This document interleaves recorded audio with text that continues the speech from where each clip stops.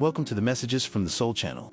Please subscribe and like the video, because here you will always find words of faith, hope, and inspiration. The law of attraction speaks to our ability to co-create our reality. Although many see this as mysticism or fantasy, as something distant from practical life or relegated only to the realm of imagination, it makes sense to understand rationally and spiritually that there is no effect without a cause. Everything that happens in our lives has an origin, a root, a starting point. The universe, with all its infinite intelligence, with all its perfect and harmonious order, cannot be the product of chance.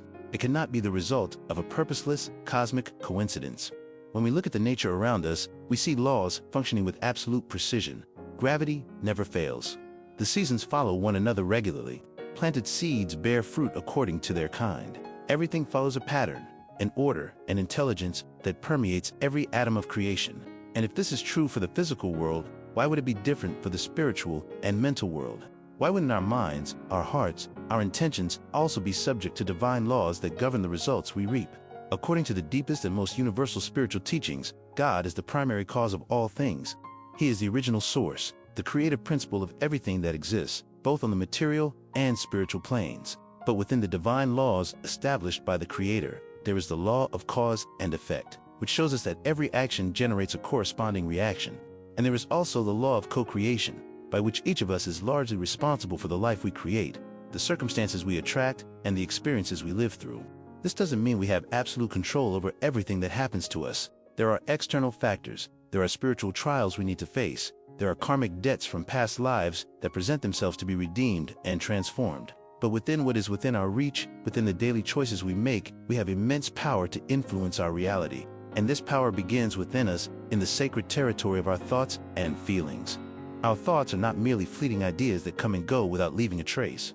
They are living energies, creative forces that shape our inner reality and, consequently, our outer reality. Every thought you cultivate is planting a seed in your mind, and these seeds, when watered by repetition and feeling, will inevitably germinate and bear fruit in your life. Similarly, our words have creative power. A word is not just sound that dissipates in the air. It carries intention, vibration, energy. When you speak words of discouragement, defeat, bitterness, you are programming your mind and your energy field to attract more of that. When you speak words of faith, hope, gratitude, you are opening doors for blessings and opportunities to come to you. Our feelings, in turn, are the fuel that intensifies all of this. You can think something positive, but if your heart is immersed in deep sadness or despair, the strength of the negative feeling will be greater and will attract what is vibrating most intensely within you. That's why it's so important to take care not only of what we think, but especially of what we feel, of the emotional state we cultivate day after day. And finally, our actions are the materialization of all of this. They are the bridge between the inner world and the outer world.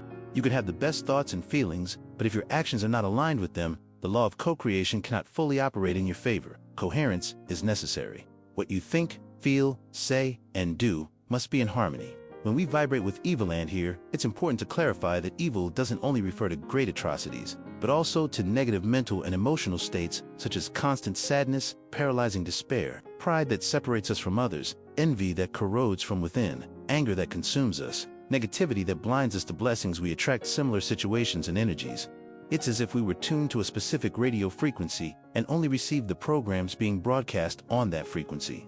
Imagine a person who wakes up every day complaining, who only sees the negative side of everything, who constantly talks about their problems and difficulties, who criticizes others, who lives in bitterness. This person is emitting a low, heavy, dense vibration. And what does she attract? More reasons to complain, more problems, more negative people, more difficult circumstances. Not because the universe is against her, but because she herself is creating, through her thoughts, feelings, words, and actions, a magnetic field that attracts what she is vibrating. On the other hand, when we cultivate good thoughts, those that uplift, that inspire, that see possibilities even in difficulties, when we nurture noble feelings such as love, compassion, gratitude, generosity, forgiveness, when our words are of encouragement, faith, and hope, and when our actions are aligned with good, with service to others, with honesty and ethics, we attract wonderful people, favorable circumstances, and even the help of higher spirituality in the same harmony. High spirits, those who have already reached superior levels of evolution, are always willing to help us, but they can only effectively approach us when we are vibrating at a frequency compatible with theirs. It's like trying to tune into an FM radio station on a device configured only for AM connection is possible. When we elevate our thoughts and feelings, we open channels to receive inspiration, intuition, protection, and spiritual guidance. The law of attraction, therefore, exists and works in a very practical way in our daily lives. It's not magic, it's not fantasy, it's not empty or superficial positive thinking. It's a profound spiritual law. What you sow in your mind and in your heart returns to your life, multiplied. If you sow love, you will reap love. If you sow hate, you will reap suffering. If you sow faith, you will reap miracles. If you sow disbelief, you will reap disillusionment. Jesus, the Master of Masters, taught 2,000 years ago, ask and you will receive, seek and you will find, knock and the door will be open to you. These words are not merely a passive invitation to prayer, they are an instruction on how the law of co-creation works. But for this to actually happen, for you to ask and receive, for you to seek and find, for you to knock and the door will open, the request must be aligned with divine law and come from our deepest and healthiest self, not from the wounded ego, not from excessive ambition, not from pride that only wants to satisfy selfish desires.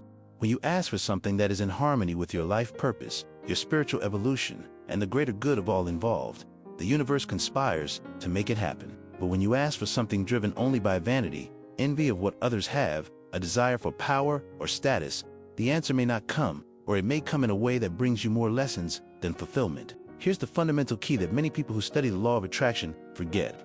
It's not just about intensely desiring something material. It's about transforming who you are inside, raising your vibration, becoming a better person, more loving, more compassionate, more grateful, more generous. When you transform internally, your external reality transforms as a natural consequence. If you don't like the reality you are co-creating right now, if you look around and see problematic relationships, persistent financial difficulties, fragile health, lack of opportunities, before blaming the world, before blaming other people, before blaming God, look inside. Change your thoughts that are creating this reality. Change your feelings that are fueling these thoughts. Change your words that are materializing all of this. Change your actions that are consolidating this vibration. Transformation begins within you, always. It always begins in the inner realm, in the field of consciousness, in the sacred space of your mind and heart.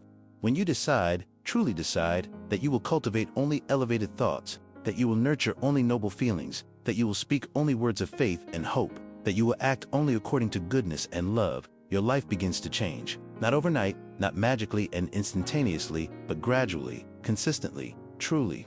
Start today, start now. Observe your thoughts as if you were a gardener observing your garden. Pull out the weeds of negative thoughts before they grow and take over everything.